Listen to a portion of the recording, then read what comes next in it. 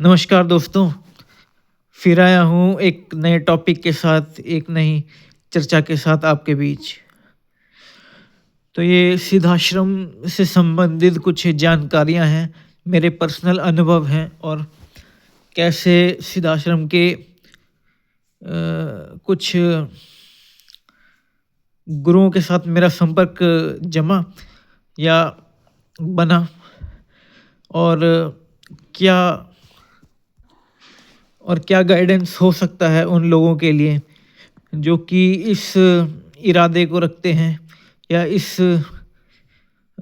लक्ष्य को समझते हैं कि उन्हें सिद्धाश्रम यात्रा करनी है या सिद्धाश्रम के साथ संपर्क बिठाना है या परा जगत के रहस्यों को जानना है या सिद्धाश्रम में जो कुछ सिखाया जाता है, जो गुप्त विद्याएं हैं का और डार्क मैजिक है, हर तरीके का क्वांटम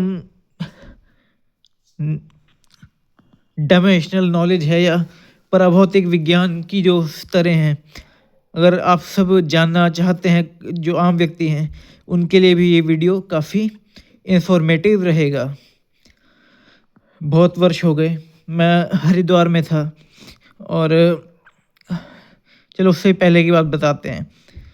मैं 14 साल की उम्र से साधना में या और बेहतर बताऊं तो ध्यान साधना करता था और धीरे धीरे इसमें प्रोग्रेस होती रही।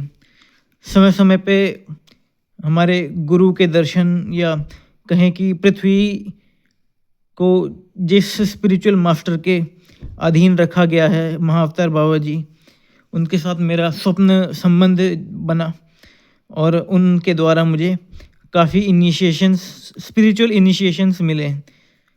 त्राटक योग के अंदर मुझे बहुत उनका मार्गदर्शन प्राप्त हुआ और मैं कह सकता हूँ अभी तक एक रफ एस्टिमेट कि मुझे 1550 घंटे से ज़्यादा का त्राटक का पर्सनल एक्सपीरियंस है।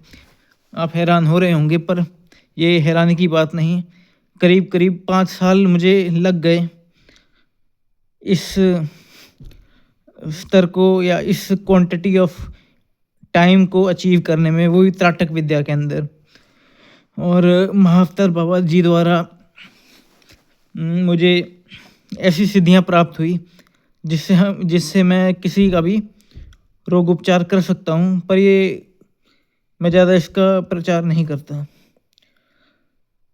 मेन बात ये है कि बाबा जी से मैंने जानने का प्रयास किया कि सिद्धाश्रम का मार्ग क्या हो सकता है या कैसे उस पथ पे चला जाए कि सिद्धाश्रम जाने का हमें सौभाग्य प्राप्त हो।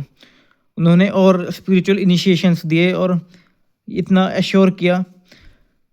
वो कितना समय है, कौन सी साधना है, ये सब मैं यहाँ पे नहीं बता रहा यूट्यूब जैसे खुले प्लेटफॉर्म पे, या अगर बताऊँ भी तो, या अगर बताऊँगा भी तो सिर्फ कुछ ऐसे लोगों को जो कि सिंसियर साधक हैं। आप नहीं समझते, यूट्यूब पे बहुत सी ऐसी शक्तियाँ घूम रही हैं जो कि मेरे जैसे या मेरे जैसे और व्यक्तियों के खोज में रहती हैं और चाहती हैं। चलो खैर, उन शक्तियों पे बात नहीं करेंगे। तो बाबा जी द्वारा मुझे संपर्क मिले हैं और क्या समय है, कितने समय बाद मुझे वो ज्ञानगंज लेके जाएंगे या कौन सी साधनाएं मुझे करनी है, ये मैंने बात पहले ही बताई कि अभी बताई कि गुप्त रखूँगा।